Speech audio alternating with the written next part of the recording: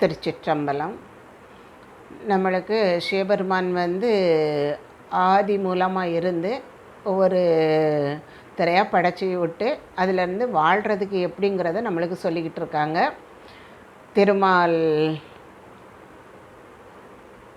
திருமால் தங்கச்சியாக பராசக்தியாக நம்மளுக்கு எப்படியெல்லாம் நம்மளுக்கு ஒரு சைடில் சந்திரனும் ஒரு சைடில் சூரியனும் இருக்கிறது, சிவன சக்தியுமாக இருக்கிறது. அதை பற்றி நம்மளுக்கு சந்திரமண்டலம் சூரிய மண்டலம் யோகத்தினால என்னெல்லாம் கிடைக்கிது அப்படின்ட்டு இப்போ பூரா பராசக்தியை பற்றி தான் சொல்லிக்கிட்டு இருக்காங்க. இப்போ 1112 சந்திரமண்டல சௌந்தரி. கலைத்தலை நெற்றிவோர் கண்ணுள் முளைத்தலை மங்கை முயற்சி இருக்கும் சில தலையாறு தெரிவினை நோக்கி அலைத்தலை பூங்கொம்பினள் அங்கிருந்தாளே. விளக்கம் அவள் நெற்றிக்கண் உடையவள், அமுதத்தை பொழிபவள், வைரவி, பூங்கொம்பு போன்றவள். யோகி சுழுமுனை மேலேறி சகசிராரத்துக்கு சேர்வதை எதிர்நோக்கி சந்திரமண்டலத்தில் எழுந்தருளினாள். சிவனும் பார்வதி வெவ்வேறல்ல என்பதை நெற்றியோர் கண்ணுடை என்ற சொற்சுடர மூலம் உணர்த்தினாள். சீலைனா வில், தெரிவுனா அறிவு, அங்குனா புருவமக்தி உச்சித்தளத்தையும் குறிக்கும். இப்போ 1113 யோக சாதனையின் பலன். இருந்த நழேந்தினள் என்னுள்ள மேவி பொருந்திய நாள் வீர பொங்கணல் புல்வித்திருந்தியதான சேர்ந்துடன் ஒன்றி அருந்தவமேதினள் ஆதியினாளே. விளக்கம் என் சிந்தையில் வாழும் இரவி அண்ணாக்கிற்கு மேல் 4 விரற்கடை அளவுள்ள பிள்ளைத்தடத்தில் மூச்சுக்காற்றை செலுத்தச் செய்து தானும் எழுந்தருளி சிவத்துடன் கலந்து என்னுள் வீற்றிருந்தாள். அது என் தவப்பயனே ஆகும். அண்ணாக்குக்கு மூச்சு, மூக்கு இந்த இதுக்கும் உடையில் வைரவியான பராசக்தியை குண்டலினியாகவும் வந்தாள். தன் தவத்தின் பயனாய் சிவத்தை அடைந்தாள். யோகியும் தன் சாதனையின் பலனாய் சிவசக்தி அருளை பெற்றான். 1114.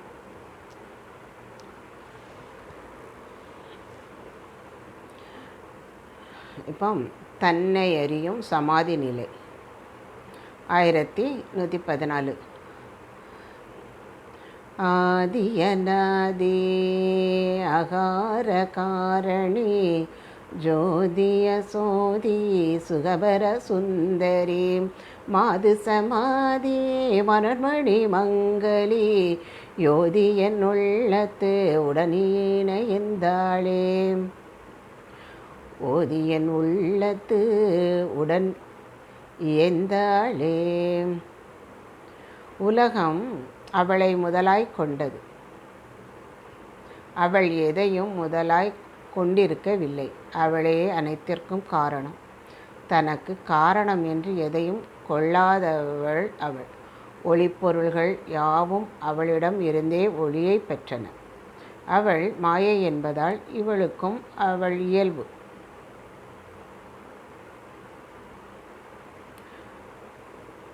ஒளியே இருளும் அவள் இயல்பு. உலகோர் நாடு வீடு பேறு அவளன்றி வேறேது? இதம் தரும் அழகு அவளுடையது. தன்னை தானே காணும் சமாதி நிலையை என் உள்நின்று உணர்த்தினாள். அவள் பிரிவின்றி என்னோடு இருப்பதால் பேரின்பம். சமாதியட்ட யோகங்களுள் ஒன்று. பொறிப்புலன்களில் குணங்கெட்ட தொழில்களால் பாதிக்கப்படாமல் அவற்றோடு இருப்பினும் அவற்றின் பிடியில் சிக்காமல் ஆன்மாவாக மட்டும் நின்று தன்னை அறிதல். 1115. உபதேசம் செய்தனள் உமையம்மை. இயந்த நழேந்திழ என்னுள்ள மேவி நயந்த நழாங்கே நம சிவ என்னும் அயந்தனையோரும் பதமறு பற்றும் பெயர்ந்தனள் மற்றும் பிதற்றத்து தாழே. என் கருத்தில் பதிந்து மனத்துள் புகுந்து தன் உறைவிடமாய் என் மனத்தை உவந்தேற்று கொண்டாள். அவளது அருளாட்சியில் எண்ணும் என்னுள் இருந்த தடுமாற்றங்கள் நீங்கின. அவள் நமசிவ என்று உபதேசத்தில் நான் நிலையுறுத்தி பெற்றேன். இறங்கும்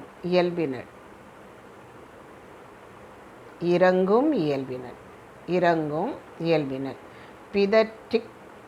பிதற்றி கழிந்தனல் பேதை மனிதர் முயற்சியில் மூத்தி அருளும் முதல்வி கயல் திகழ் முக்கண்ணும் கம்பலை செய்வாய் முகத்தருள் நோக்கமும் முன்னுள்ளதாமே.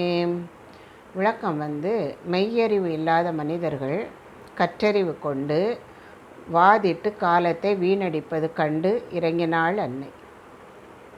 முயன்று சாதிக்கும் யோகியர் நற்பேற்றினை அவள் வழங்கினார். அவளது கயல் போன்ற 3 கண்களும் ஓங்கார ஒலி வழங்கும் சிவந்த வாயும் கருணைமிக்க பார்வை நமக்கு முன்னே உள்ளன. இதோ உனது பாதை என்று கூறி அதில் அக்கறை காட்டாதவர்களையும் இந்தா பெற்றுக்கொள் என்று கொடுத்தும் பிற கை நீட்டாதவர்களையும் கண்டு அவர்களுக்கு அறியாமைக்காக அன்னை இறங்கவே செய்கிறார். அதாவது எவ்வளோ அவங்க குணங்களெல்லாம் பற்றி சொல்லியிருக்காங்க. இப்படி இருக்கவங்களுக்கும் அம்மா கருணை கட்டுதானா அவங்க பாதையில் கொஞ்சம் போகணும்.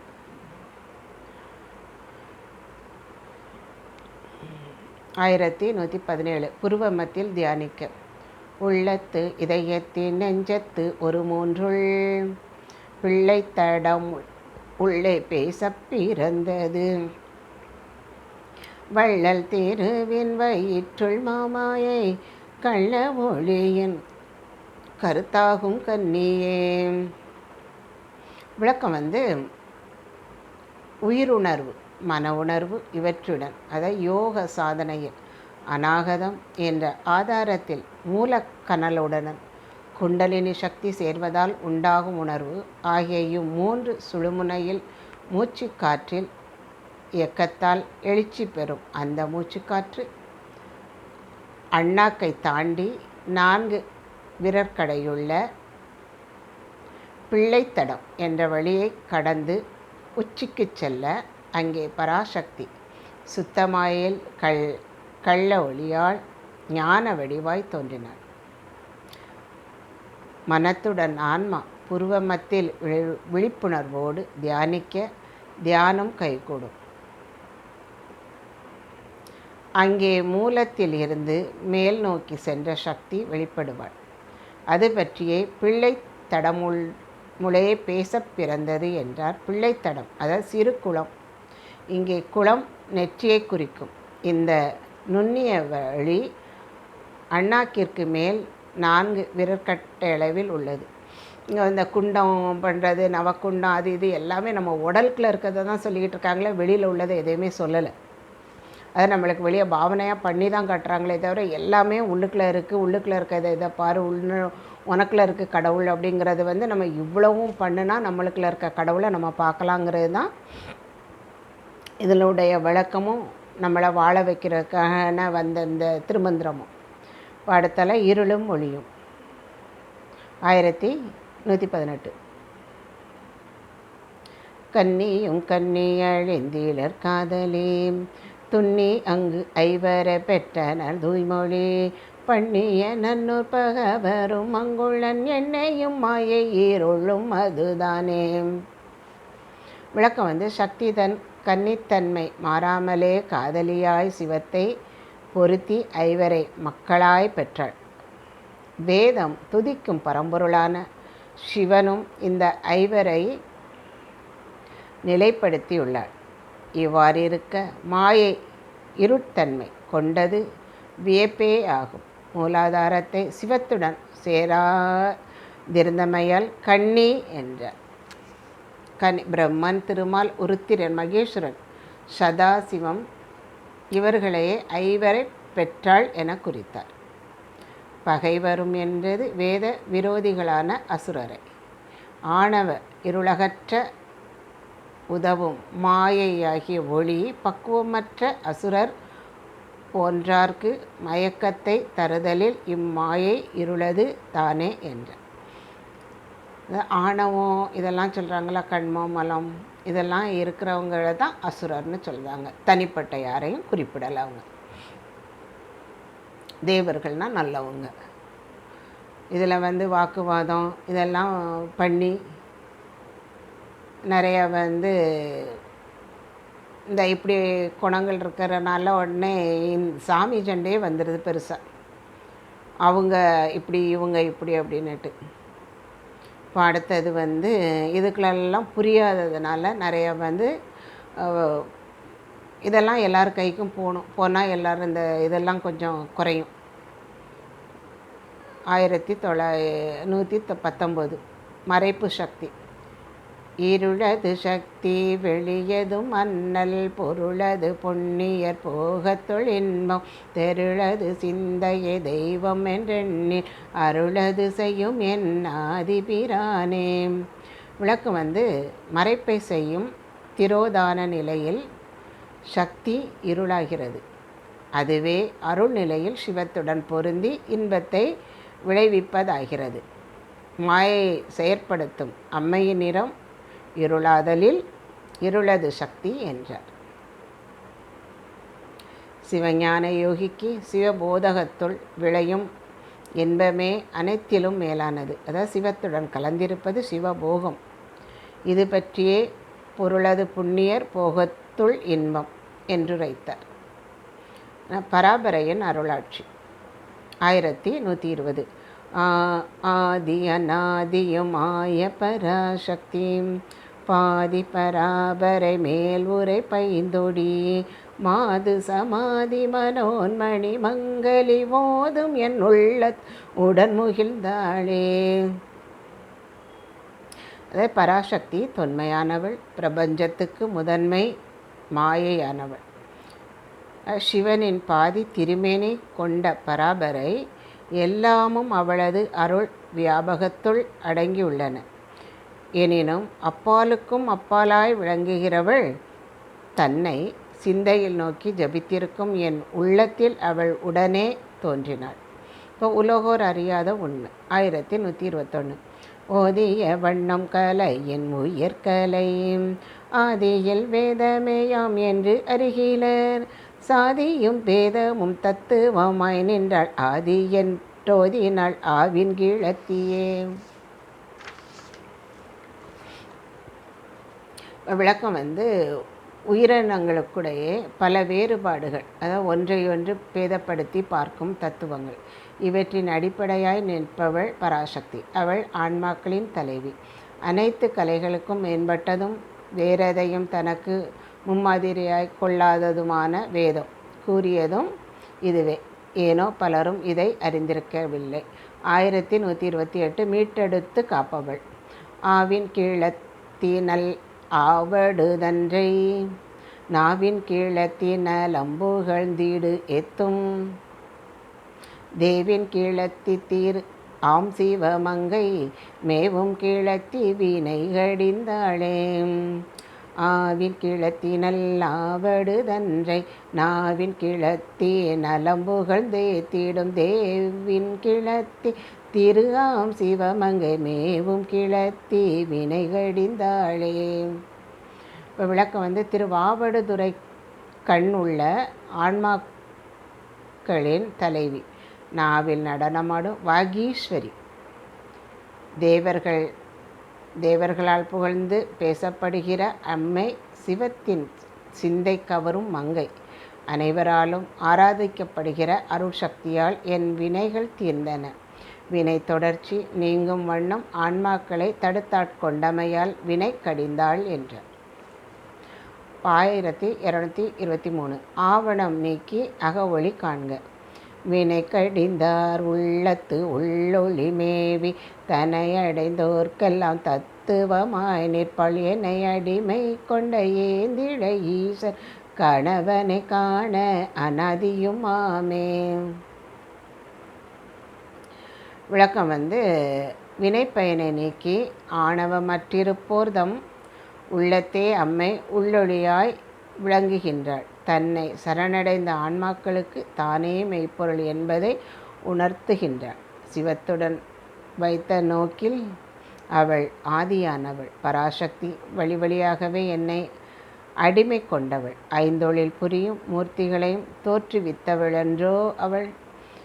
எனது சுரூப நிலையில் சிவமோ அதுவே தடத்த நிலையில் சக்தி என்று பேசப்படும். சொரூப நிலையில் உண்மை நிலை சக்தி செயல்படாது அடங்கியிருந்தலால் அப்போது இறைவன் சிவம் என ஒன்றையே ஆக இருக்கும். சக்தி செயற்படும் போது நிலையில் சிவம் அதனோடு உடனிருந்து செயல்படும். சிவமும் சக்தியும் அப்போது அம்மை அப்பன் என இரண்டாய் தோற்றமளிக்கும். சிவமும் சக்தியும் இரண்டாக புலப்பட்டாலும் உண்மையில் அவை இரண்டும் ஒன்றே. நம்மளுக்குள்ளாலே எல்லாமே இருக்குது. ஆண் இது இருக்குது, பெண் இது இருக்குது, ஒவ்வொரு உடம்புக்குள்ளாலையும் எல்லாமே இருக்குது. அதுதான் பிறகு ஆண் பெண் இது குழந்த வருது, அதுக்கு பிறகு அவங்க பிரிகிறாங்க, ரெண்டாவது அவங்க ஆணும் பெண்ணுமே சேர்ந்துக்கிடுதாங்க, பெருசாகுறாங்க. இந்த இதனுடைய இது இந்த இது உள்ளுக்குள்ளே எல்லாமே இருக்குங்கிறத அப்படி சொல்லிக்கிட்டே இருக்காங்க. சிவமும் சக்தியும் ஒன்று தான், தனித்தனியாக இயங்குறாங்க அப்படி இல்லை.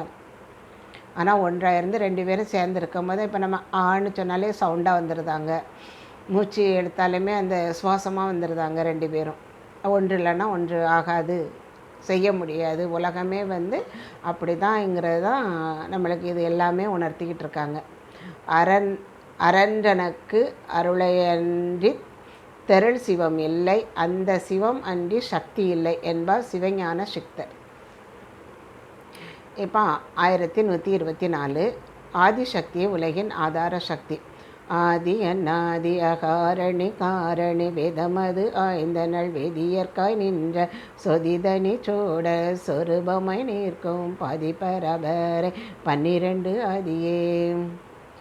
இது விளக்கம் அனைத்துக்கும் ஆதாரமான அருட்சக்தி தனக்கென எதையும் ஆதாரமாய் கொள்ளாதவள். அவள் மிக பழமையானவள். அனைத்துக்கும் அவளிடமிருந்து தொடக்கம் பெற்றன. வேதியருக்காக தானே வேதத்தை ஆய்ந்து மெய்ப்பொருளை போதித்தவள். சுயம் பிரகாசியான சிவத்துக்கு உருவமாய் நிற்பவள். அவனில் சரிபாதி அவள்.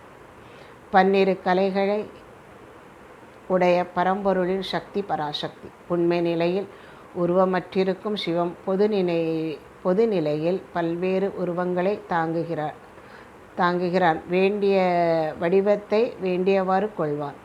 ஆதிசக்தியும் அதன் பரிமாணங்களையும் கொண்டே இறைவன் தன் தொழில்களை அனைத்தையும் செய்கிறான்.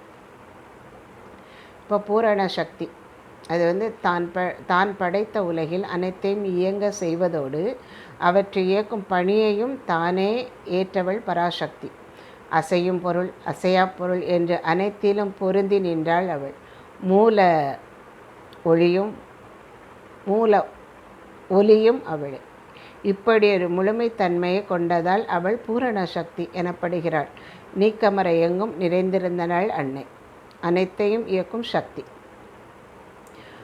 1125 இப்போ அழந்தே நகலிடத்து அந்தமும் ஈரும் அழந்தே நகலிடத்து ஆதி பிரானை அழந்தே நகலிடத்து ஆணோடு பெண்ணோம் அழந்தே நவனருள் ஆய்ந்துணர்ந்தேனே.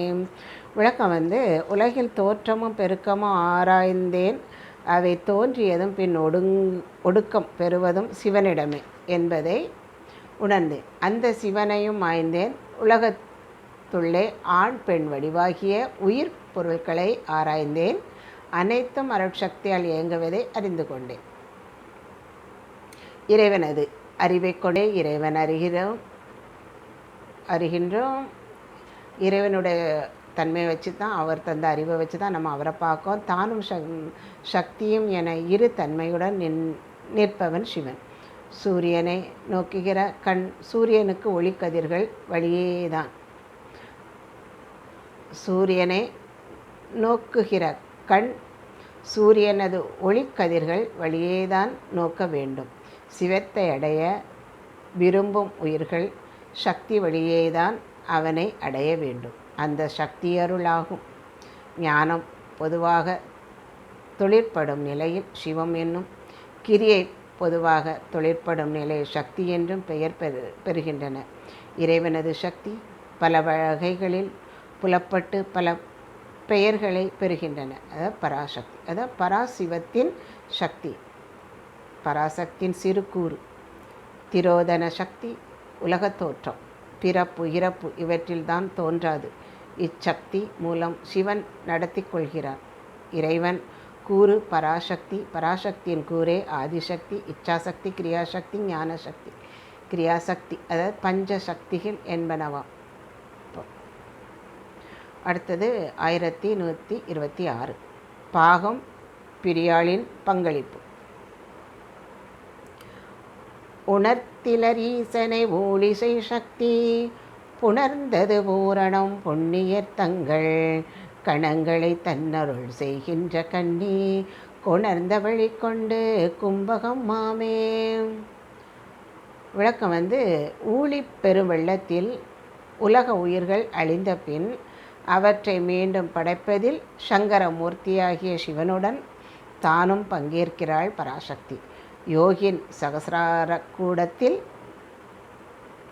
தானும் சிவனுமாய் கூடியிருந்து ஒளியமுதம் படைக்கிறாள். அவள் சிவனது அறிவையும் ஆற்றலையும் கொண்டு புண்ணியர்களை சிவகணங்களாக ஆக்குகிறாள். அந்த அருட்சக்தி யோகி மூச்சுக்காற்றை உள்வைத்து கும்பகம் செய்யவும் வழிகாட்டுகிறாள். அவளது வல்லமை இத்தகையது. சிவம் தனித்து நின்றபின் பாதிதான் பறையோடு கூடிய பூரணமாகும். இது உள்ள படிக்க படிக்க நம்மளுக்கு நிறைய விஷயம் தெரியுது. ஆனால் நம்ம கேட்கும்போதும் இதை நல்லா புரிஞ்சு கேட்டால் நல்லா எல்லாருக்கும் புரியும். திருச்சிற்றம்பலம்.